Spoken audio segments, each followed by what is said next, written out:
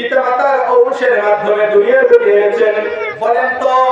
বলেন তো রাসূল পাক সাল্লাল্লাহু আলাইহি সাল্লামের জামানায় আল্লাহ তাআলা এমন ভাবে দুনিয়ার বুকে ভূমিষ্ঠ করাইছেন, ওই ধারাবাহিকতায় হযরত আদম আলাইহিস সালামকে কিন্তু এই পদ্ধতি অবলম্বন করেন নাই, কিন্তু তার সন্তান শীস আলাইহিস সালামকে সে পদ্ধতি অবলম্বন করাইছিলেন। বলুন সুবহানাল্লাহ। আজকে যদি দুনিয়ার বুকে কোনো মুসলমান ওই আল্লাহর দাসত্ব করতে না পারে, আল্লাহর দাসত্ব থেকে যদি দূরে সরে যায়, যে রকম মুসলমান আদম সমাজে বাংলাদেশের বুকে যদিও তার নামের প্রথমে মোহাম্মদ লেখা থাকে, কিন্তু কোশ্চেন কালেও আল্লাহ তাআলা দাসত্ব না মানার কারণে কঠিন কাল কিয়ামতের ময়দানে ওই ব্যক্তিকে আসামির কাঠগড়ায় দাঁড় করাবে। তাহলে আমাদের দাসত্ব করতে হবে কার নামে? তুমি কেমন মুসলমান, তুমি কিসের মুসলমান?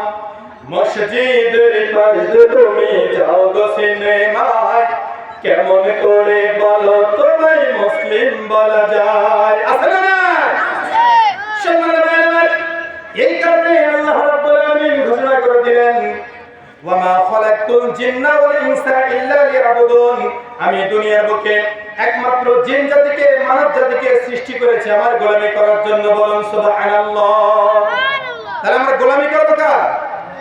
যে আল্লাহ রাব্বুল আলামিন আমাদেরকে সৃষ্টি করে দুনিয়ার বুকে পাঠিয়ে দিয়েছেন, ওই আল্লাহর গোলামি ছাড়া যদি পৃথিবীর বুকে কোনো মানুষ আল্লাহর বিধান ছাড়া যদি অন্য কোনো বিধান মানে, আল্লাহর গোলামি ছাড়া অন্য কারো যদি গোলামি করে, কঠিন কাল কিয়ামতের ময়দানে ওই ব্যক্তিকে অবশ্যই আল্লাহ রাব্বুল আলামিনের কাঠগড়ায় দাঁড় করাবেন। বলুন ঠিক কিনা? সম্মানিত ভাইরা, কেমন করে ইবাদত করবেন, কিভাবে ইবাদত করবেন? হযরত মুহাম্মদ মুস্তাফা সাল্লাল্লাহু আলাইহি ওয়াসাল্লাম সুন্দর করে ঘোষণা করে দিয়েছেন, সাল্লু কামা রাআইতুমুনি উসাল্লি। বলুন সুবহানাল্লাহ। আল্লাহ রাসূল ঘোষণা করে দিয়েছেন, তোমরা ওই রকম করে নামাজ আদায় করো যেমন করে তোমরা আমি আল্লাহ রাসূলকে তোমরা নামাজ আদায় করতে দেখেছো। বলুন সুবহানাল্লাহ। এখন আপনাদের মনে হতে পারে রাসূল তো আমাদের জামানায় নাই, আমরা নামাজ আদায় করব কি করে? আল্লাহ রাসূল পরবর্তীতে ঘোষণা করে দিলেন, আল উলামা ওয়ারাসাতুল আম্বিয়া। বলুন সুবহানাল্লাহ। তাহলে উলামায়ে কেরামগণ যেভাবে নামাজ পড়ার আদেশ দিয়েছেন, শিক্ষা দিয়েছেন, এই কোরআনুল কারীমের শিক্ষা যে প্রতিষ্ঠানে দেওয়া হয়, এই প্রতিষ্ঠানের সৌজন্যে আজকে মাহফিল আয়োজন করা হয়েছে। বলুন সুবহানাল্লাহ।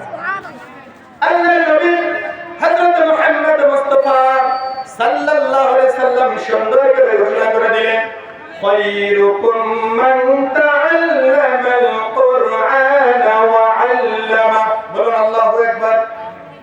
আল্লাহর নবী হযরত মুহাম্মদ মুস্তাফা সাল্লাল্লাহু আলাইহি সাল্লাম সুন্দর করে ঘোষণা করে দিলেন, তোমাদের মধ্যে ওই ব্যক্তি হলো সবচেয়ে উত্তম, সবচেয়ে মর্যাদাবান, সবচেয়ে বেশি প্রিয়, যিনি দুনিয়ার বুকে ইলমে দ্বীন শিক্ষা করেন, কোরআন শিক্ষা করেন এবং অপরকে ইলমে দ্বীন শিক্ষা দেন, অপরকে কোরআনুল কারীম শিক্ষা দেন। বলুন সুবহানাল্লাহ। তাহলে এইরকম প্রতিষ্ঠানে আজকে মাহফিলের আয়োজন করা হয়েছে। বলুন আলহামদুলিল্লাহ।